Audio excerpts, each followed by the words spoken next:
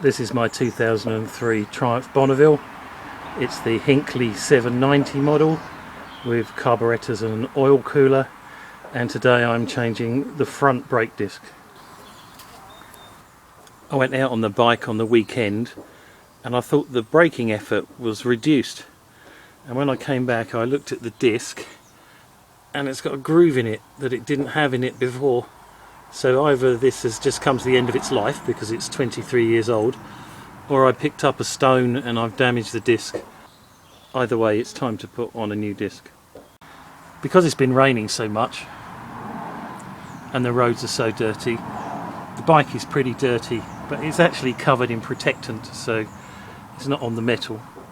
First thing I've done is clean all the front end up because I don't want to get covered in dirt while I do this job. I've bought a Brembo Series Oro Gold Series disc through eBay, and on a discount I've got it for £119 compared to the £279 that World of Triumph wanted for an original. As far as I'm concerned, Brembo are the best brakes in the world.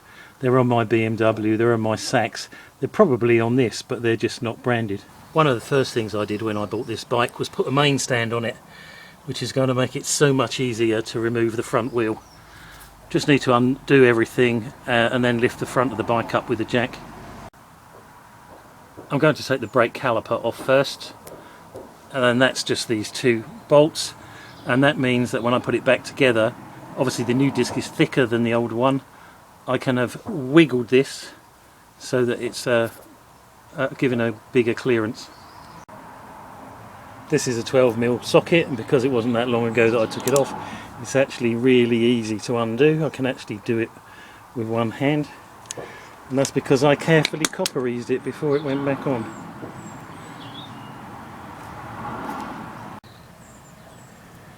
The caliper was a bit sticky to come off, so I'm going to check the pads. They're brand new, they've only done a couple of 100 miles. Brand new EBC, but I am going to check them in case they're damaged.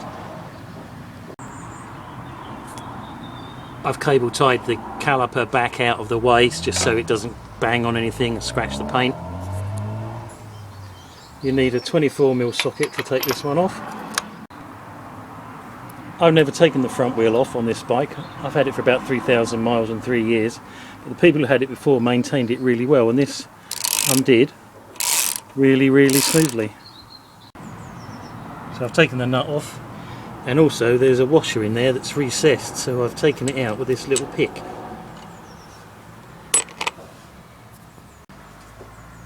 On the other side you need a 19mm socket, and I'm just going to use that to loosen that off. Before I take that off, I realised there's a pinch bolt here. There isn't one on the other side.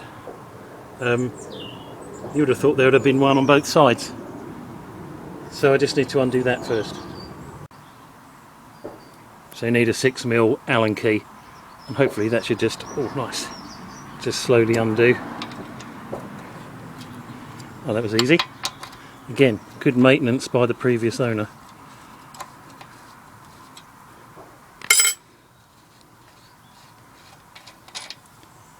And now that's out, I should be able to turn the spindle. Right, that makes sense now. And then we'll have to tap it through. Before I do that, we'll have to jack the bike up off of the ground in order to be able to roll the wheel out.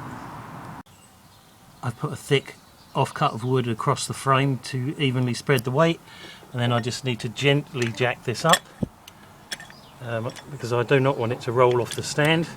And I noticed that as you lift it up, that's got a tendency to turn. Just let that turn. If you think about it, it's probably easier to drop it out, but I'll just take it up enough to be able to drop the front wheel out.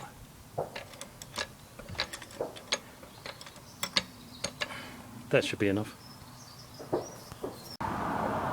I'm just going to tap this with a rubber hammer. Moves lovely like that. Obviously that's as far as you can get, and then it looks like you can just pull that out. Well, that's pretty easy. It is a two-hand job, but pretty easy. You need to take the weight of the wheel with your other hand. Just here is the speedo drive, so you need to just drop that out, and the wheel wants to roll away on its own. Well, I wasn't quite expecting that, but there we go. And that was remarkably easy. I'm used to taking the front wheel off my BMW, and that's much more of a game than this. I've laid it down on a big piece of bubble wrap because I don't want the spindle housing to get damaged. And then I need to undo these 6 hex head bolts, which I'm assuming are going to be really difficult to get off. There's no movement in any of these. I mean, that is incredibly stiff. So I think there's stud lock in here holding this solid, so I need to heat these up in order to soften the stud lock. I've used a hot flame and just played it on there for about 30 seconds, and that's enough to soften it up. So I'll have to do that with each one. So what I've done, instead of turning the torch on and off and taking each one out, I've heated one, pulled it out a few turns, heated the next one, pulled it out a few turns, and then I should be able to take it all out. What I've suddenly realised is I haven't got any stud lock, but what I'm going to do is remelt what's in there and use that again. Now that they're all done, I think it just lifts off. Give me an opportunity to give that all a good clean before it goes back on. Surprised there wasn't any copperies or anything on here. Perhaps they had some of their own sort of proprietary grease that stopped it from seizing up. Putting the 2 discs together, you can see there's a fair amount of wear in there. It's that groove there that worried me because that wasn't there before. This is obviously completely flat. This says minimum thickness 5mm, and there's a small logo there which I don't recognise. And this one's got the Brembo logo on it, and also tells you it's made in Italy. Using my Moore & Wright precision calipers, I've measured the discs. The Triumph was originally 5.5. It's now down to 5, which is its wear limit, so it's at the end of its life. The Brembo is 5.4, and it can go down to 4.5, so it's going to last longer. And also imagine that it's made out of better material. I've just spent some time getting off the old corrosion. We've got a Triumph logo there and a Triumph logo on there, and that tells you the rims were made in Italy, much like the disc.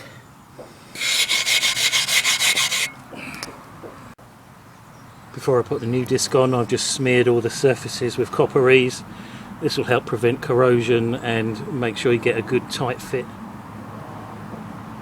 almost like glue. I've put all 6 screws back in, and I've tightened down 2 to make sure it seats exactly right. I'll then tighten them all down and then tighten them down again.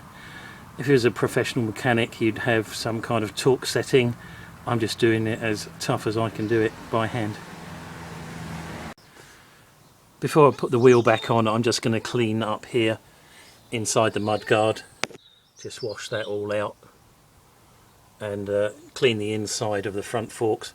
I mean, I keep this bike really clean. I seldom go out in the rain if I can help it, but it's always worthwhile just cleaning and waxing it before it goes back together.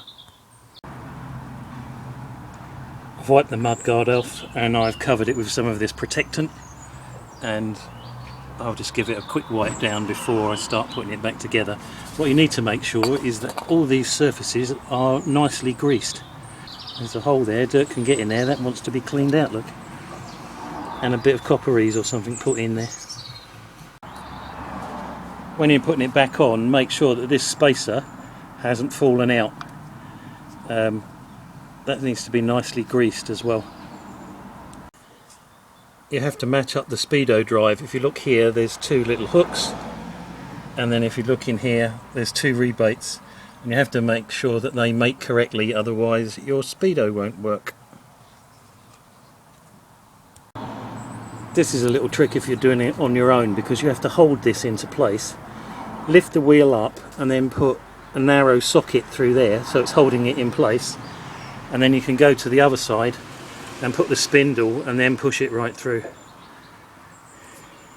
The spindle's got a step in it just here, so you have to just click it up in order for it to go through, and it just pushes straight through. You don't need any effort. it's all back together and all done up. Before I put the caliper on, I put a screwdriver in there and just prised the pads apart to make it easy. So they're loose at the moment. I just need now to bring the weight back down onto the front wheel and just double check everything's done up tightly before applying the brakes.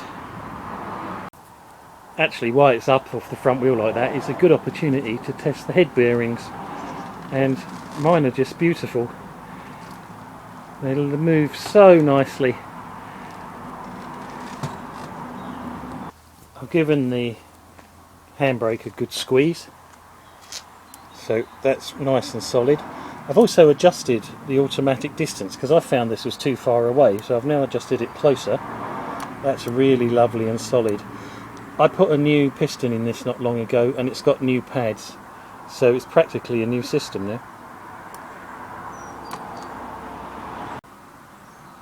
So the next step will be taking it for a gentle ride out just to test how effective it is now.